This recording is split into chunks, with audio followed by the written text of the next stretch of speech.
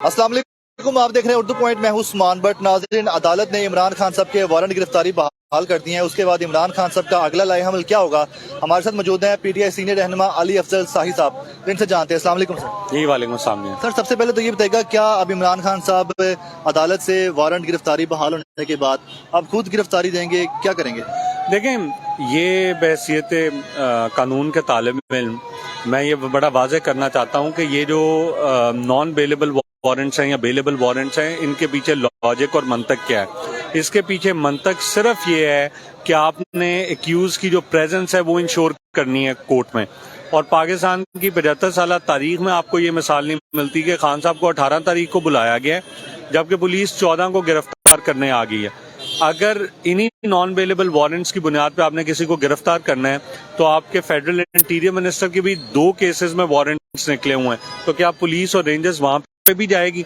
सो ये जो खान साहब ने अंडरटेकिंग दे दी, इसके बाद मेरा ख्याल है ये मामला खत्म हो जाना चाहिए। 18 तारीख को खान साहब खुद जब कोर्ट जाने के लिए तैयार हैं तो गिरफ्तारी का तो कोई जवाब नहीं है। सर, आपको लगता है कि मुल्क में कोशिश की जा रही है इलेक्शन डिले करने की? क्या आपको लगता है इलेक्शन डिले होगा?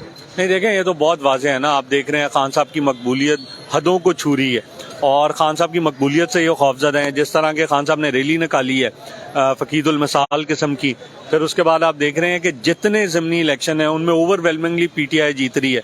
सो ये उससे खौफजदा हुए हैं और इलेक्शन कमीशन का रोल आपके सामने है। इंटरिम गवर्नमेंट जिसका कि आइन और कानून में फ़कत इतना रोल है कि उन्होंने 90 दिन में free and fair election ensure करवाना है, वो ऐसे इधर आके बैठे हुए हैं, ट्रांसफर पोस्टिंग्स कर रहे हैं कि इतना तो 5 साल टेन्योर वाली गवर्नमेंट नहीं करती। सो ये सारा कुछ एक मुनज़्ज़म, मैं समझता हूँ, साजिश की जा रही है इलेक्शन को डिले करने की।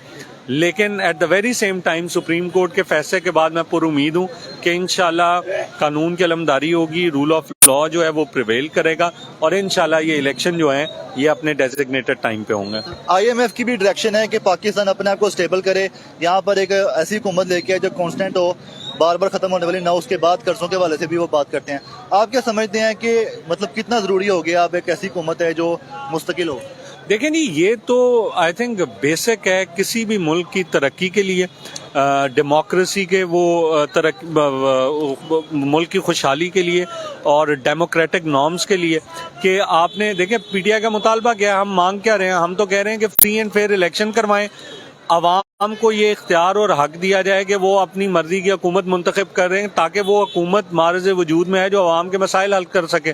अब ये जो पीडीएम की गवर्नमेंट है, 11 महीने की इनकी कारकर्दगी देख लें, स्टॉक मार्केट देख लें आप, यानी जितने इकोनॉमिक इंडिकेटर्स हैं आप वो देख लें, करंट अकाउंट डेफिसिट देख लें, आप रुपये की जो वैल्यू है वो देख लें। सो हर लिहाज से तनज़ली की तरफ मुल्क जा रहा है, महंगाई अपने अरूज पे है, बेरोजगारी अपने अरूज पे है।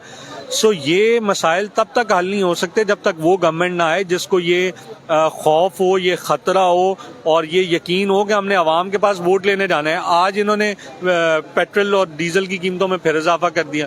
सो ये गरीब आदमी को तो आई थिंक उससे तो 2 वक्त की रोटी भी छीनने की कोशिश हो रही है। अभी हम पॉइंट पे वापस आते हैं। आप बताएं कि क्या सूरत हाल लग रही है? जो वारंट जो है बहाल कर देंगे गिरफ्तारी के इमरान खान साहब के, उसके बाद क्या आज रात को गिरफ्तारी हो सकती है, कल हो सकती है? किस तरह से गिरफ्तारी अमल में लाई जाएगी? नहीं, देखें, इसका तो अभी हम इसको दोबारा से चैलेंज करेंगे, हम हाई कोर्ट में जाएंगे और इस ऑर्डर को चैलेंज करेंगे। और कोई वजह नहीं है, कोई दलील नहीं है, कोई प्रेसिडेंस नहीं है कि जहाँ पे जो आप एफिडेविट दें और आप एफिडेविट देने के बाद आपको फिर भी गिरफ्तार किया जाए। और मैंने आपको कहा कि तहरीक इंसाफ का मुतालबा ही ये है और तहरीक इंसाफ का मंशूर ही ये है कि हम जो है रूल ऑफ लॉ की बात करते हैं। हम ये कह रहे हैं कि गरीब और अमीर के लिए, ताकतवर और कमज़ोर के लिए एक कानून। सो अगर आपने नॉन बेलेबल वारंट्स पे एक्यूज को गिरफ्तार करना है तो आप इंटीरियर मिनिस्टर को भी गिरफ्तार कर दें और आप खान साहब को भी गिरफ्तार कर लें। बहुत शुक्रिया, थैंक यू। इसी के साथ अपने मेजबान उस्मान भट्ट को इजाजत दीजिएगा। अल्लाह हाफिज।